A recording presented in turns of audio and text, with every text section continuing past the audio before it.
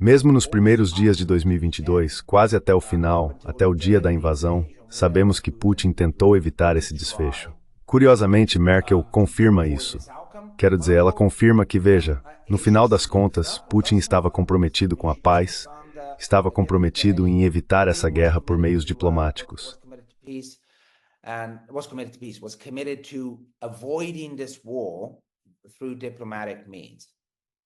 Ela é muito clara sobre isso.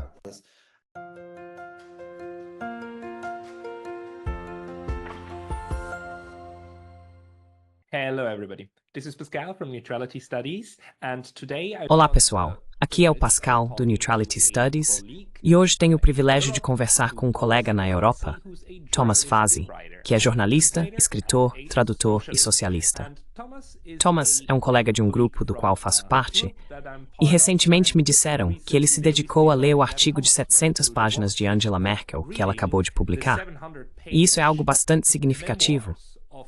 Não acho que conseguiria fazer isso sozinho, então pensei em perguntar ao Thomas sobre o que ele leu nesse trabalho, como Angela Merkel se retrata e o que aprendemos sobre seu tempo no poder. É para isso que estamos aqui hoje. Então, Thomas, bem-vindo ao programa. Oi, Pascal, obrigado por me receber. Bem, obrigado por se voluntariar para fazer isso, porque é um trabalho enorme e se chama Liberdade. Isso mesmo. Você pode nos dizer, antes de mais nada, o que achou do livro, sua impressão geral, e talvez por que ela o chamou de Liberdade?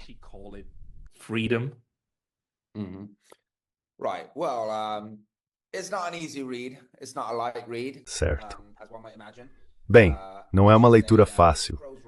Não é uma leitura leve, como se poderia imaginar. Vamos apenas dizer que a escrita em prosa provavelmente não é o ponto forte de Merkel, no sentido de que é exatamente o que você esperaria dela. Está cheia de descrições muito detalhadas e ela se perde em muitos detalhes frequentemente bastante inúteis. Honestamente, uma grande parte do livro eu achei não particularmente interessante. Quando ela fala sobre muitas das crises que enfrentou como chanceler, como a crise do euro e a crise migratória em 2015, ela realmente não oferece muito em termos de uma visão dos bastidores do que estava acontecendo.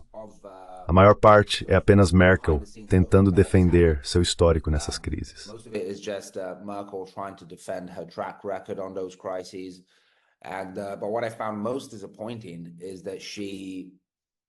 Mas o que achei mais decepcionante é que ela defende a maioria dessas escolhas em termos, você sabe, morais ou idealistas, o que soa um pouco desonesto. Quero dizer, não estou dizendo que ela não agiu de boa fé na forma como enfrentou essas crises. Estou disposto a dar a ela o benefício da dúvida. Mas, ao mesmo tempo, quando você está lendo as memórias de, possivelmente, a chanceler alemã mais poderosa da história europeia, você também quer alguma percepção sobre o tipo de dinâmicas estruturais mais profundas, as dinâmicas econômicas, as dinâmicas políticas que estavam acontecendo nos bastidores e que talvez a levaram a tomar certas decisões.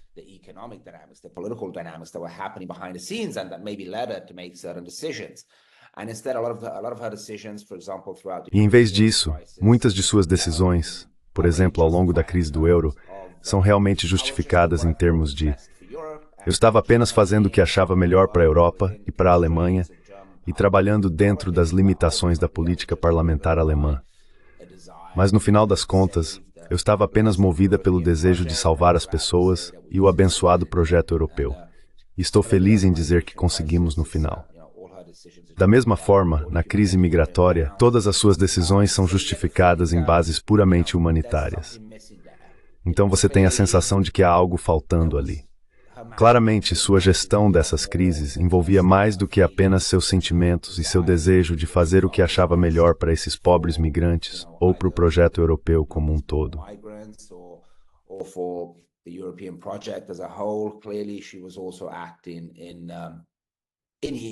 Claramente, ela também estava agindo em nome de certos interesses, interesses nacionais, interesses próprios. Sabemos o quanto os bancos alemães se beneficiaram da gestão da crise do euro liderada pela Alemanha, etc. Mas há uma exceção no livro, que é a cobertura da crise na Ucrânia. Essa, por outro lado, achei muito interessante, acho que não é coincidência. acho que é porque a própria Merkel admite que nessa questão a Rússia em particular, mas a política externa de forma mais geral, ela adotou uma abordagem muito realista, uma realpolitik, como ela diz. É por isso que essa parte do livro é realmente interessante e revela bastante sobre o que estava realmente acontecendo nos bastidores. Porque ela não tenta adoçar suas políticas em termos morais ou idealistas, como faz em quase todas as outras questões.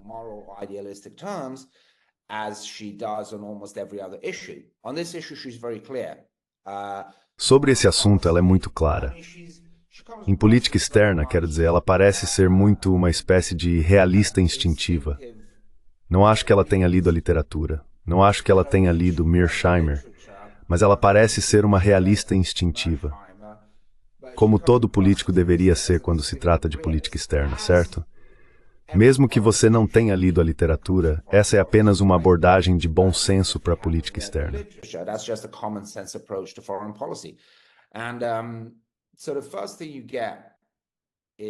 E então, a primeira coisa que você percebe é o quanto, quero dizer, comparado com aqueles que vieram depois dela, ler o que ela fala sobre política externa é como uma lufada de razão, bom senso e inteligência, realmente.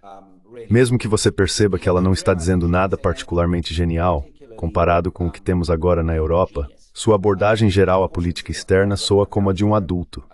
Apenas um adulto que está falando sobre política externa e Rússia e essas questões, comparado com o que temos agora, que eu nem saberia como descrever, psicologicamente e mentalmente danificado no comando da política europeia.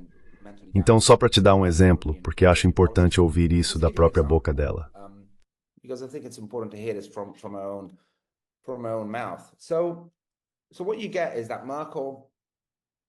O que se percebe é que Merkel já há mais de 10 anos, até mesmo 15 anos atrás, claramente tinha uma boa compreensão do fato de que o equilíbrio geopolítico de poder estava mudando globalmente. E ela fala bastante sobre isso no livro. Ela já dizia como esse equilíbrio global de poder estava se afastando do Ocidente e se dirigindo para o, na época, realmente emergente bloco dos BRICS. Ela também diz que, infelizmente, os Estados Unidos tiveram dificuldades em abrir mão do poder. Ela cita, por exemplo, a demanda por reformas de instituições internacionais como o FMI e o Banco Mundial, que foram bloqueadas, demandas que vinham de países como Rússia e China, que foram sistematicamente bloqueadas pelos Estados Unidos. No livro, ela diz que lamentou isso porque preferia uma abordagem muito menos moralista, uma abordagem muito menos hegemônica e uma abordagem muito mais pragmática.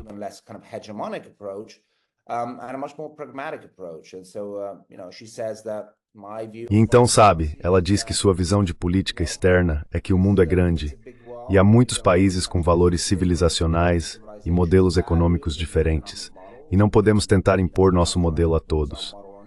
Então, o melhor que podemos fazer é tentar trabalhar juntos com base em interesses mútuos. É assim que ela explica sua visão de mundo em relação à política externa, o que pode parecer um pouco rude, mas no final das contas faz sentido. Quero dizer, acho que isso em termos muito gerais, países deveriam administrar a política externa.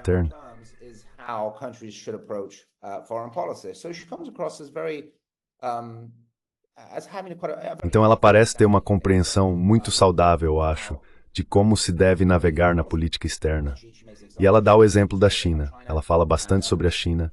E claro, ela diz, sim, é um sistema opressivo e blá blá blá. Mas ele existe. Obviamente, ele existe. Estamos falando de uma enorme economia, uma enorme civilização. Claro que temos que nos engajar com a China. Então o livro dela está cheio desse tipo de argumentos básicos e de bom senso. Parecem incrivelmente radicais no contexto de hoje. Mesmo que ela pareça apenas algo que ainda não caiu na loucura que varreu o Ocidente hoje.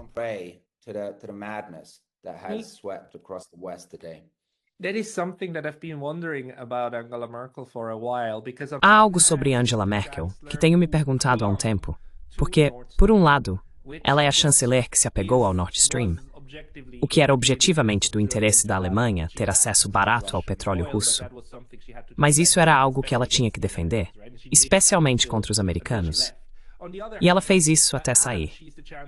Por outro lado, ela é a chanceler que, junto com François Hollande da França, sentou-se com Petro Poroshenko e Vladimir Putin. E, basicamente, os quatro, no formato da Normandia, elaboraram os acordos baseados em Minsk, que deveriam levar a um processo de paz e reconciliação na Ucrânia. Mas, novamente, ela também é a pessoa que, depois de deixar o cargo e passar o bastão, em dezembro de 2021, deu uma entrevista, acho que foi para o Die Zeit, e disse: nós só fizemos isso para ganhar tempo para a Ucrânia.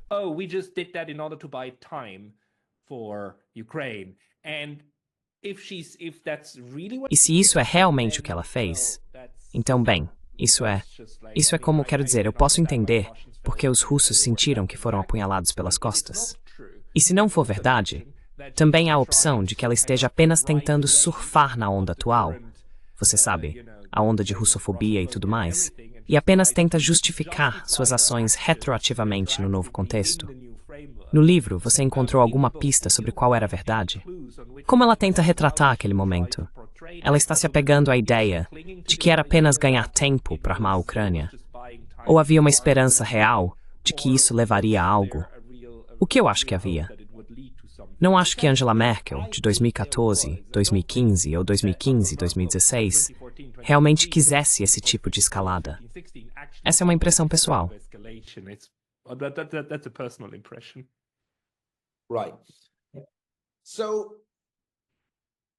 Certo. Então, nunca fui convencido por essa interpretação daquela famosa entrevista da Die Zeit. Ao escrever este artigo, voltei à entrevista original em alemão. O que ela afirma na entrevista isso é tudo o que ela diz sobre isso. E então as pessoas construíram em cima disso. Mas essas são literalmente as únicas duas coisas que ela diz sobre os acordos de Minsk.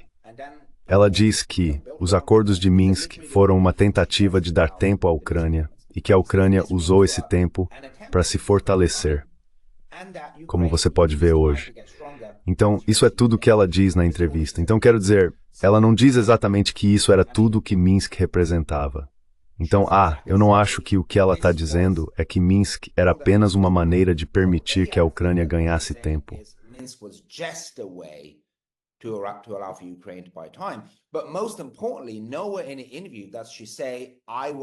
Mas mais importante, em nenhum momento da entrevista ela diz: eu estava nesse plano.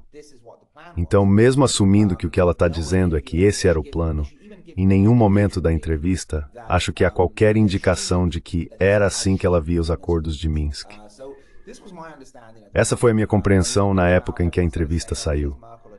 Todo mundo começou a dizer, aqui está Merkel admitindo que foi apenas um grande estratagema para permitir que a Ucrânia se rearmasse para então buscar uma solução militar para o conflito. Para mim, isso nunca fez muito sentido. Quero dizer, a ideia de que Merkel, de alguma forma, teria desejado essa guerra nunca me caiu bem. Eu simplesmente não conseguia entender isso.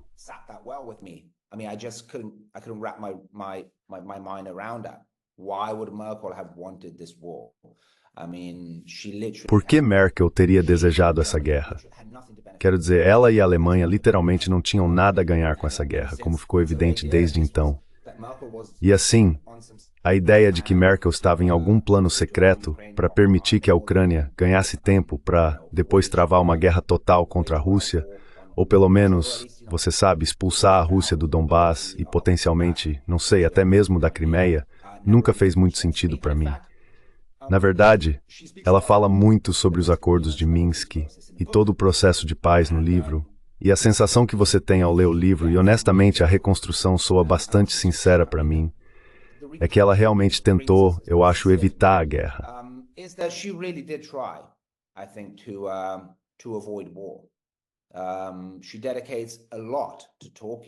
Ela se dedica muito a falar novamente, muitas vezes em detalhes quase excessivos sobre os acordos de Minsk. E você realmente tem a sensação de que ela não via isso de forma alguma como uma manobra para apenas permitir que a Ucrânia ganhasse tempo. Na verdade, em nenhum lugar do livro ela sequer sugere essa possibilidade, o que é meio estranho. Quero dizer, na época eu também li aquela entrevista como uma forma de justificar retroativamente sua posição, que até então havia sido alvo de críticas muito intensas, você sabe, de sua suposta apaziguamento com a Rússia, e deveria, na melhor das hipóteses, ser lida apenas como Merkel tentando justificar retroativamente o que fez. Mas então você sabe por que, se ela estava tentando vender essa história, isso não está em lugar nenhum no livro. Especialmente dado, você sabe, o eco que aquela entrevista teve.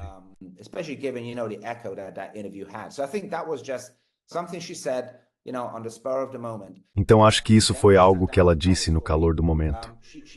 Mas depois, quando ela se sentou para contar essa história, ela claramente faz um grande esforço para argumentar que realmente acreditava nos acordos de Minsk. O que ela diz, e muitas vezes implica que havia forças muito poderosas nos Estados Unidos, na Ucrânia e até na Europa. Ela frequentemente menciona a Polônia, mas também os países bálticos, que queriam uma solução militar para esse conflito e não estavam interessados na paz. Ela diz isso de forma bastante clara. Ela explica como, muito cedo, o governo Obama já estava pressionando outros países da OTAN, basicamente dizendo, esses acordos eles não vão a lugar nenhum, então achamos que temos que começar a fornecer pelo menos armas defensivas para a Ucrânia. To Ukraine and Merkel. And again, I'm going to maybe quote a passage. I mean, E Merkel, e novamente vou talvez citar um trecho. Quero dizer, ela explica no livro que era fortemente contra a ideia de enviar até mesmo armas defensivas, porque entendia que estou citando do livro, qualquer entrega de armas fortaleceria as forças dentro do governo ucraniano, que esperavam apenas por uma solução militar, mesmo que isso não oferecesse perspectiva de sucesso. Em outras palavras, ela entendia muito bem que isso encorajaria as facções extremistas e ultranacionalistas neonazistas dentro da Ucrânia que queriam guerra. E sabemos que essas facções eram muito firmes em sua oposição aos acordos de Minsk.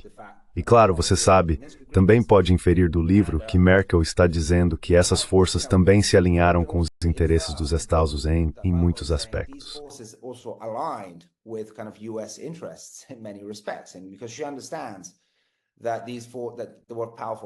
E porque ela entende que havia forças poderosas, mesmo nos Estados Unidos, ela vê essa aliança se formando entre facções ultranacionalistas na Ucrânia, facções pró-guerra nos Estados e facções pró-guerra na Europa. Na verdade, ela diz que percebe muito cedo que não há muita esperança de esses acordos funcionarem, porque, claro, se você não tem os Azovs a bordo, sabe, e novamente ela não diz isso abertamente, mas há muito que você pode inferir e ler nas entrelinhas, ela claramente diz, olha, se os Estados Unidos estarem a bordo com a PAL, por fazer isso sozinha, eu e a França, não por fazer a Stragan em London. France, we can't do this by ourselves, and not even, and importantly, she understands that not even the Ukrainian government. O mais importante, nem mesmo o governo ucraniano pode fazer isso sozinho. Mesmo que, claro, Poroshenko seja um caso à parte, é bastante claro pelo que ela diz. E isso também é o que sempre acreditei, que, por exemplo, Zelensky inicialmente estava comprometido com os acordos. Merkel diz isso de forma bastante clara. Ela diz, sabe, ele foi eleito com uma plataforma de paz e acreditava nisso. No início, ele realmente queria tentar pôr fim a isso. Mas, novamente, ele imediatamente enfrentou uma pressão muito intensa de facções extremistas dentro da Ucrânia.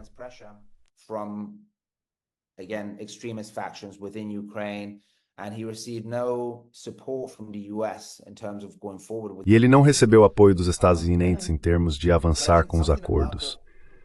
Mas acho que algo a que Merkel volta com bastante frequência no livro é essa ideia, que obviamente se provou verdadeira, mas muitos já haviam previsto no início do conflito, no início da invasão, mas mesmo antes disso, é essa ideia de que simplesmente não havia como a Ucrânia vencer isso no campo de batalha. Então, quero dizer, novamente, Merkel demonstra ter uma compreensão bastante boa também de uma espécie de estratégia militar básica, de certa forma. Military strategy, in a way. I don't know if this was something that a conclusion that she came to herself, or she was... Não sei se essa foi uma conclusão a que ela chegou sozinha ou se foi aconselhada por pessoas que entendiam de estratégia militar, mas isso é algo a que ela retorna com muita frequência no livro. Por exemplo, ela diz que isso foi algo que ela disse ao primeiro governo pós-golpe de 2014. Ela enfatizou o fato de que uma resolução não seria possível sem diálogo e diplomacia. Ela enfatizou, estou citando, que isso não significava que a Ucrânia não devesse se defender, mas que, em última análise, soluções diplomáticas devem ser encontradas, porque eu poderia até dizer, não haverá solução militar.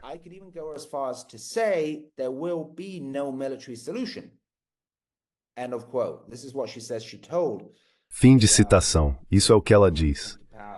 Ela disse ao governo que chegou ao poder, o primeiro governo ucraniano que chegou ao poder em 2014. E isso é algo que ela frequentemente diz no livro. Sabe o que quero dizer? Que não pode haver uma solução militar para isso, e definitivamente não pode haver uma solução militar a favor da Ucrânia. Então, no geral, a impressão que tive do livro é que, de fato, ela realmente tentou evitar essa guerra. Acho que ela fez o melhor que pôde. Bem, quero dizer, isso talvez seja ir um pouco longe demais. Ela poderia ter feito mais? Provavelmente sim. Ela poderia ter sido mais firme sobre isso? Ela poderia ter feito mais barulho sobre isso? Sim, tenho certeza de que há muito mais que ela poderia ter feito potencialmente para tentar evitar isso.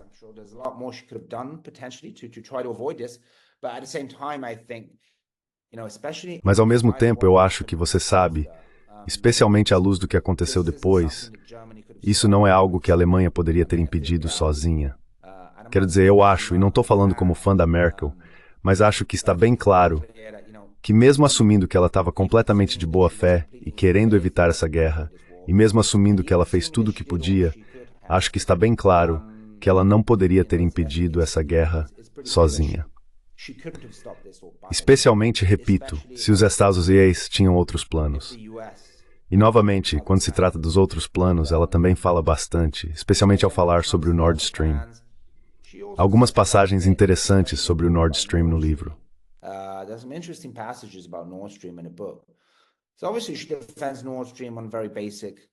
Então, obviamente, ela defende o Nord Stream com base em fundamentos econômicos muito básicos, mas não apenas isso. Novamente, retorno à abordagem geral de Merkel em relação à Rússia, que era, e vou citá-la porque achei particularmente interessante, um ponto onde ela diz que muitos países da Europa Central e Oriental parecem desejar que seu vizinho gigantesco simplesmente desapareça do mapa, simplesmente deixe de existir. Mas é claro, Merkel entendia que a Rússia, estou citando novamente, existia e estava armada até os dentes com armas nucleares. Não havia como desejar que ela desaparecesse geopoliticamente, e ainda não há. Alguém pode não gostar de Putin, mas isso não fazia a Rússia desaparecer do mapa. Fim da citação.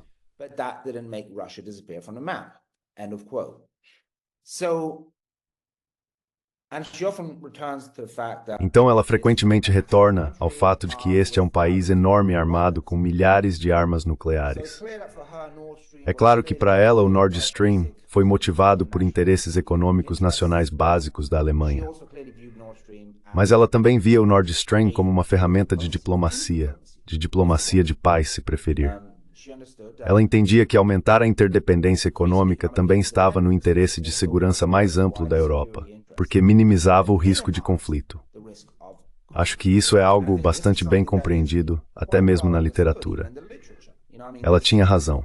Portanto, essa ideia de que ela de alguma forma contribuiu para o que aconteceu ao fazer o acordo do Nord Stream, e especialmente o Nord Stream 2, simplesmente não faz sentido algum. And especially Nord Stream 2, just makes no sense whatsoever. How would that have contributed to what happened? If anything, clearly... Como isso teria contribuído para o que aconteceu? Se alguma coisa, claramente através do Nord Stream, não apenas a Alemanha, mas também a Rússia, tinham menos interesse em ir à guerra com a Europa.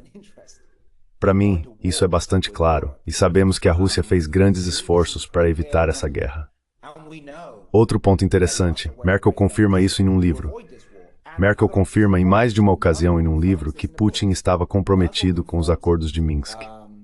Então, você sabe, ela diz sim, sempre que nos encontrávamos, Putin começava a reclamar sobre a OTAN e isso e aquilo, e nós apenas o deixávamos falar, porque é isso, você sabe, é o que ele faz. Esse é o jeito dele.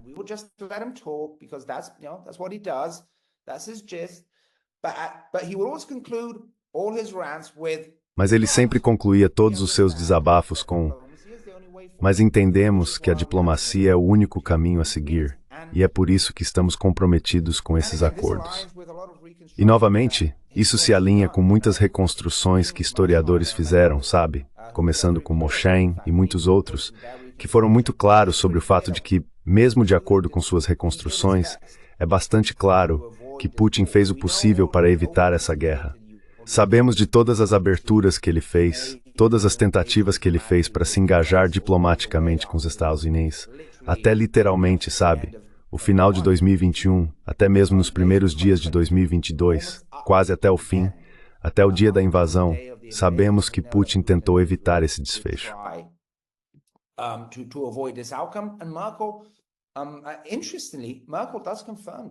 E Merkel, curiosamente, confirma isso. Quero dizer, ela confirma que, veja, no final das contas, Putin estava comprometido com a paz e comprometido em evitar essa guerra por meios diplomáticos. Ela é muito clara sobre isso. E uma espécie de história dos bastidores, e desculpe, então vou me calar, que ela conta, que eu não sabia, e eu li muito sobre esse conflito, mas eu não sabia que quando é exatamente. Ela diz que, basicamente, esses são os últimos meses de seu mandato como chanceler, então, meados de 2021. Ela diz que propôs uma reunião do Conselho Europeu com Putin. Então, acho que é disso que estamos falando, meados de 2021.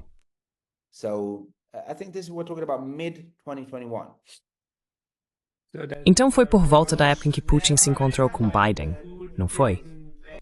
Foi no verão de 2001 em Genebra.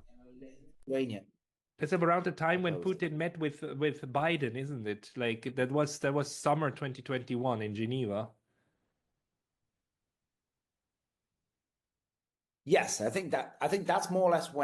Sim, acho que foi mais ou menos quando isso aconteceu. Mas achei muito interessante que mesmo naquele momento, quando as relações estavam muito tensas, ela ainda estava tentando colocá-los todos em uma sala. E é interessante como Merkel frequentemente enfatiza, como por exemplo ela diz, e talvez isso seja, você sabe, ela interpretando demais, mas acho que você sabe, qualquer um que entenda a natureza humana provavelmente entende que talvez haja alguma verdade no que ela diz. Ela atribui uma grande responsabilidade pelo que aconteceu também à pandemia, à Covid, ao fato de que ninguém estava mais se encontrando pessoalmente.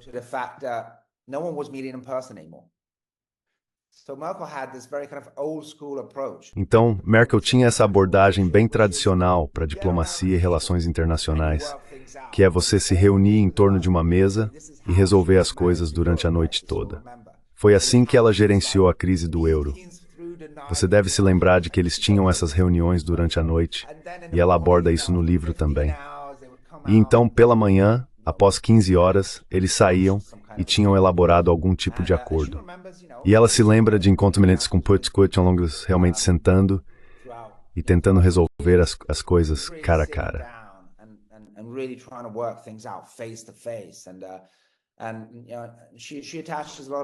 E ela atribui muita importância a esse tipo de diplomacia presencial, à moda antiga.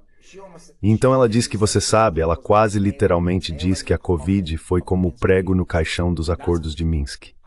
E isso, eu diria, provavelmente é uma interpretação exagerada, mas ainda assim, acho que oferece uma visão interessante sobre sua abordagem à diplomacia e claramente, eu diria, uma abordagem saudável em termos gerais, especialmente em comparação com o que temos agora, que é, bem, basicamente zero diplomacia. Sim, então...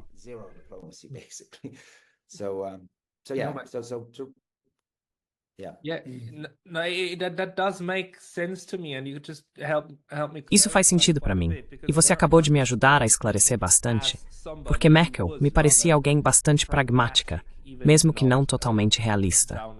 E não vamos esquecer, pessoas como Mearsheimer e outros realistas, eles não apenas tentaram retrospectivamente entender Putin, eles proativamente, antes de tudo acontecer, previram, veja, se este é o trajeto, então a guerra será o resultado.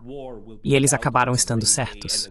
E nesse sentido, acho que Merkel é uma das pessoas que talvez instintivamente viu isso. E talvez não seja nenhuma coisa ruim que ela também aponte a pandemia e assim por diante, porque às vezes queremos atribuir muito poder a indivíduos, a Joe Biden ou a Zelensky, que são responsáveis pelo que acontece. Mas é mais a junção de muitos fatores que se unem, todos em determinados momentos, que então empurram as coisas em uma direção.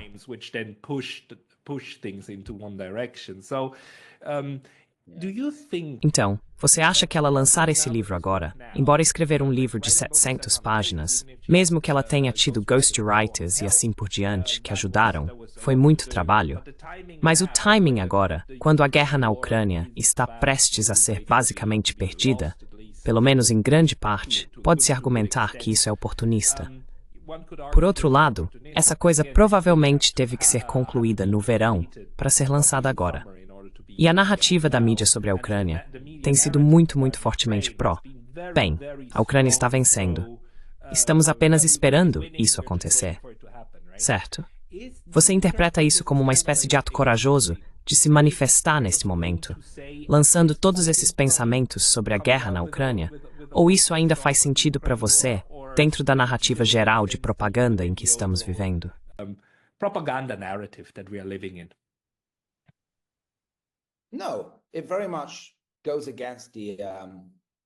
Não, isso vai muito contra a narrativa oficial. E claramente ela tem interesse em contrastar essa narrativa porque tem sido usada para atacar seu legado e acusá-la de ser, de fato, como eu estava dizendo, até mesmo uma das principais culpadas pela invasão da Ucrânia pela Rússia. Quero dizer, as coisas que foram ditas sobre tudo isso são ultrajantes, sem mencionar o Nord Stream. Então interpreto o livro como Merkel tentando, de certa forma, limpar seu legado.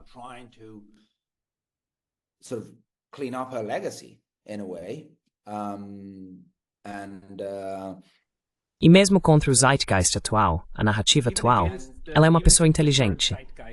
Então provavelmente vê adiante e antecipa que em 5 a 6 anos as pessoas pensarão de forma diferente sobre este período.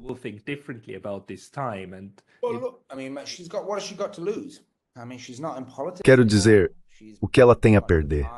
Ela não está mais na política. Ela está praticamente aposentada. Acho que faz sentido mesmo do ponto de vista humano e psicológico que o que mais interessa a ela é salvar seu legado político, mesmo que isso signifique ir contra a narrativa estabelecida sobre a Ucrânia. Como você disse, também é verdade que a narrativa está mudando. Então eu acho, sabe, eu não ficaria surpreso se Merkel estivesse sentindo um pouco de, você sabe, Schadenfreude, se essa é a pronúncia correta, ao ver o que está acontecendo. Porque você sabe, nós sabemos.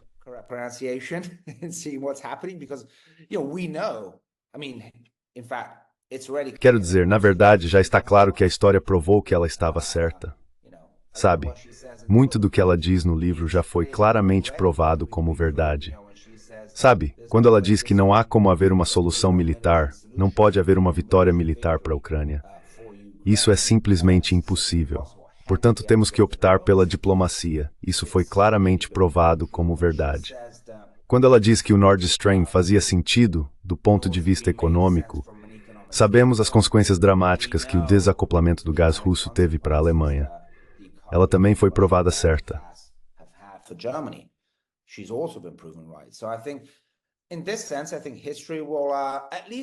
Então acho que nesse sentido, a história, pelo menos no que diz respeito à política em relação à Rússia, verá Merkel de forma bastante favorável.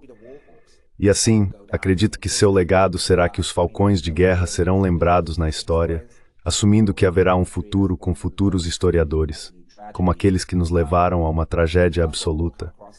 E acho que Merkel será vista como alguém que tentou evitar esse desfecho desastroso, não apenas por razões econômicas diretas, mas também porque ela entendia, e novamente ela diz isso no livro, que um conflito Europa-Rússia ou OTAN-Rússia é pura loucura.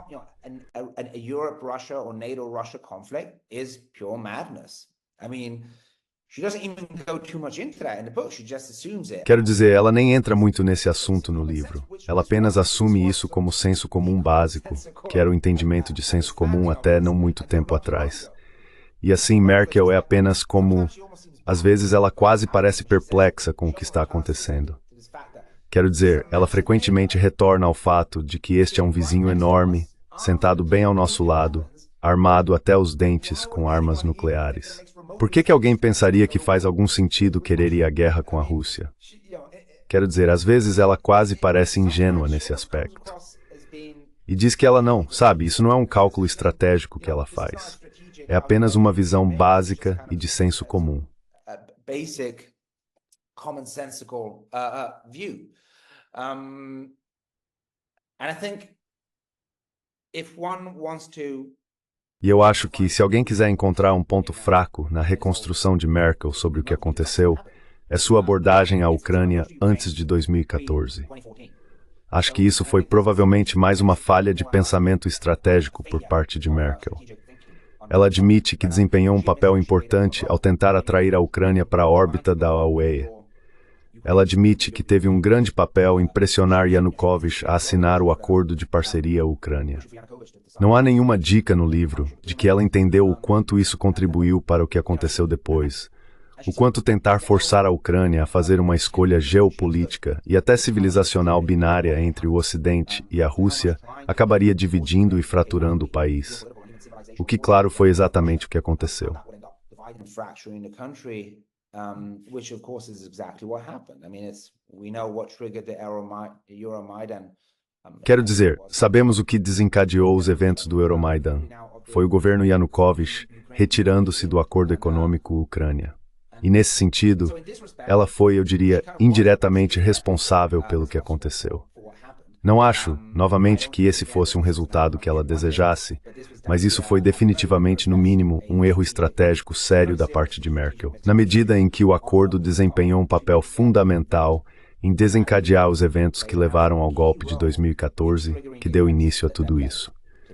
Portanto, nesse ponto, ela tem muita responsabilidade, embora não pareça estar ciente disso no livro, ou pelo menos não admite isso no livro. That in the book, or at least she doesn't admit to it. In the book, in fact, she keeps accusing Russia of trying to force Ukraine to make a binomial. Na verdade, ela continua acusando a Rússia de tentar forçar a Ucrânia a fazer uma escolha binária, quando na verdade foi muito contrário. Sabe, eu acho que a Rússia entendia que a Rússia também estava ciente das consequências de tentar forçar a Ucrânia a fazer essa escolha binária. E, de fato, acho que eles estavam buscando uma triangulação entre, sabe, a Ucrânia, a UE e a própria Rússia. Foi muito a União Europeia que estava apresentando isso como uma escolha de soma zero para a Ucrânia. Essa sempre foi a minha compreensão, pelo menos. E assim, nesse aspecto, sabe, Merkel contribuiu para o que aconteceu depois. Mas dito isso, uma vez que o trem estava em movimento, acho que ela fez o melhor para evitar o pior resultado possível, mas claramente falhou. To avoid the worst possible outcome, but clearly failed.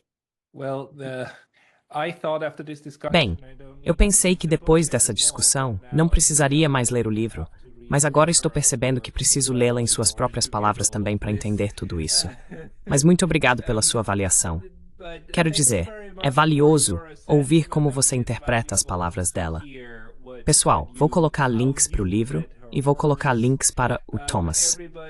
Thomas, onde as pessoas podem te encontrar se quiserem ler mais de você? Thomas, where can people find you if they want to read more from you? Estou principalmente no Substack e no X. Então sim, eles podem simplesmente me procurar no Google. Ok, vou colocar todos os links nas descrições deste vídeo. Thomas Fasi, muito obrigado pela sua análise hoje.